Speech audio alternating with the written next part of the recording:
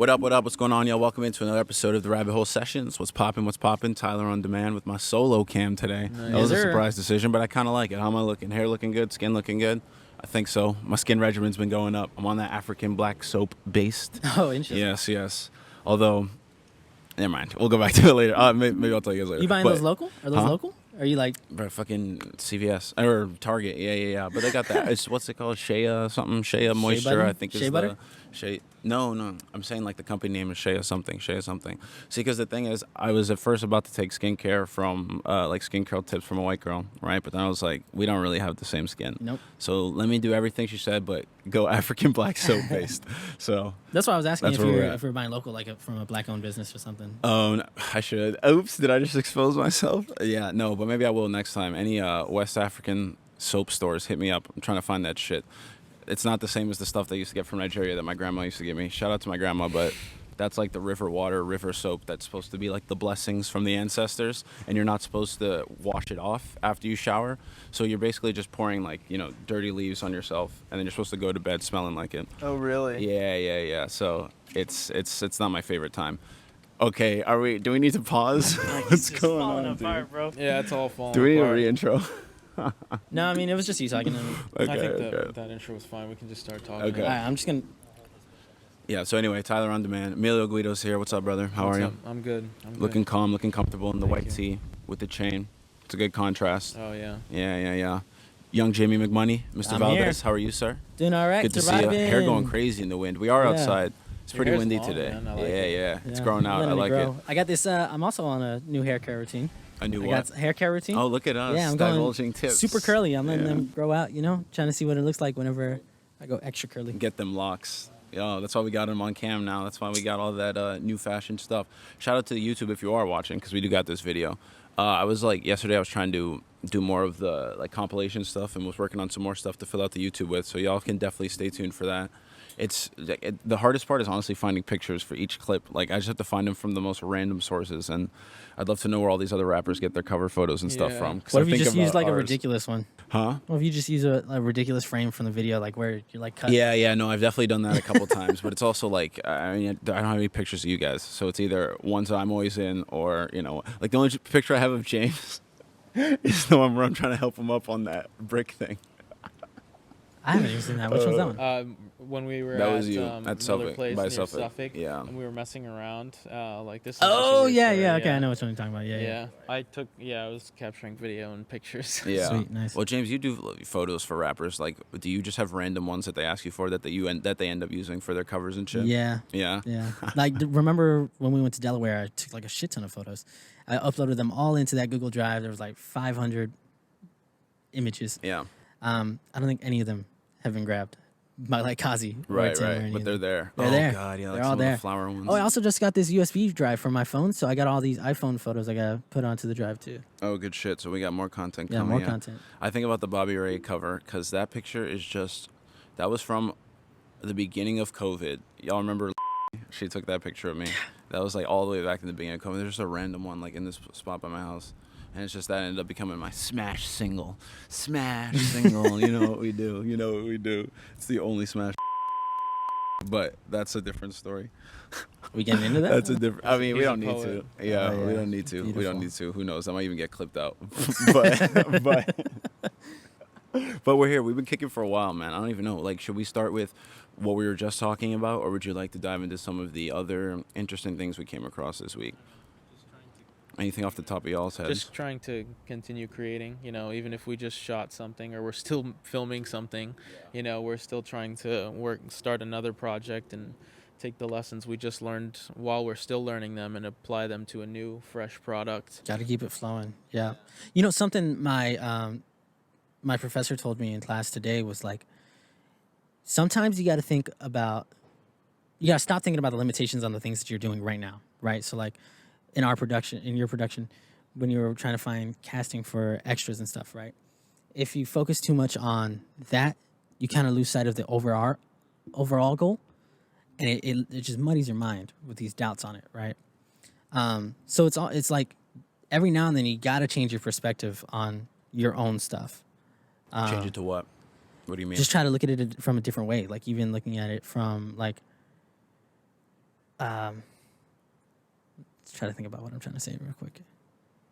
Well, because you said not to get focused on a specific aspect because Yeah. you might lose the grander picture. Is Exactly. that- so Yeah, what do you? yeah. So were you saying switch? Are you saying switch between the individual things you focus on, or switch from Like zooming switch in from and zooming out? a perspective of a director, switch to maybe a casting agent, switch to maybe a cinematographer, you Right. know, in these different areas, because it's such a big field that there's like lots of disciplines within it Yeah. that you kind of got to understand, and they each give their own different perspectives and insights, you know. So in this case, like maybe even seeing it from an actor and seeing like what would pull this actor to my project during this time, Right. you know what I mean? Does that apply to time as well, in the sense of not limiting yourself to the present moment of the project and also considering all of it, or is Yeah, it definitely. staying in the present moment of it? No, because I think that's switching into like a producer mindset, like trying to see the time frame of the project. Yeah, the pragmatic parts of it. Gotcha, because that you have to involve the whole timeline then, yeah, because you are producing it. Yeah. Can you hold it a little back from your mouth? I think it's a little too close for the cam. Yeah, yeah. And it just looks funny from this angle too. Looks like you're eating the mic. But That's how the and- first video looked. Huh? That's how the first video that we took looked. Yeah, he loves the microphone. Yeah, yeah. I mean, it's good. He's Wow. good I on have it. to- I have to He's hold good it, on the bro. mic. You I have just to think it's a hold little close. I just think it's a little close, but you're fine. You're fine now. Yeah. So we were just talking about the film thing because there was something we were just speaking about. I don't know how you got into something about perspective of a voyeuristic character, and maybe Oh. we can rehash that. But So I was just talking about the first film that we made, Echoes of What Used to Be, and how it's a cyclical film, and how the character doesn't really learn anything from his journey because he starts where he ends where he began. And when I showed it to the class, one of the audience members said, he made the point that though the character doesn't learn, the viewer of the film learns from their experience and takes that with them in their own life. And I had never thought of that perspective because I have a hard time separating myself from the character because I'm trying to get into the character. And what's nice about the audience is they don't have to be that invested. oh yeah, they get to see the fruits of the investment. Yeah. Like they get Yep. to see what it turns out. True. Yeah. And that's where I think I was just saying off mic that that's where the viewer becomes the voyeur, or the voyeuristic perspective Yeah. becomes the viewer, because now you get to, like you said, just watch, analyze. You don't interact. You just see what this person does within their life in the world of the film, and you get to take what you want from it.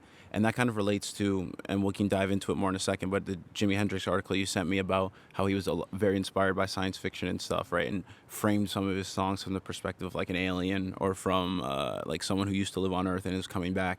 And it just makes me always think about, you know, how storytelling is kind of like the basic form of truth that we communicate, right? Like more often than not, we take things from the moral of a story, right, or from a character of a story, rather than it actually just happening. And it's almost like you have to take this voyeuristic perspective to be able to learn anything, right? Because it's almost like if you only focus on yourself, then it's too limited. Like you're too within yourself. You know what I'm saying? I don't know. So when you read the Jimi Hendrix article, what was it about it that had made it stick out to you? Well, I just wanted to. I'm honestly really, ever since getting the record for his first album, just like Are You Experienced, that's what it was called. Mm-hmm. I just wanted to know more about him because he's a very.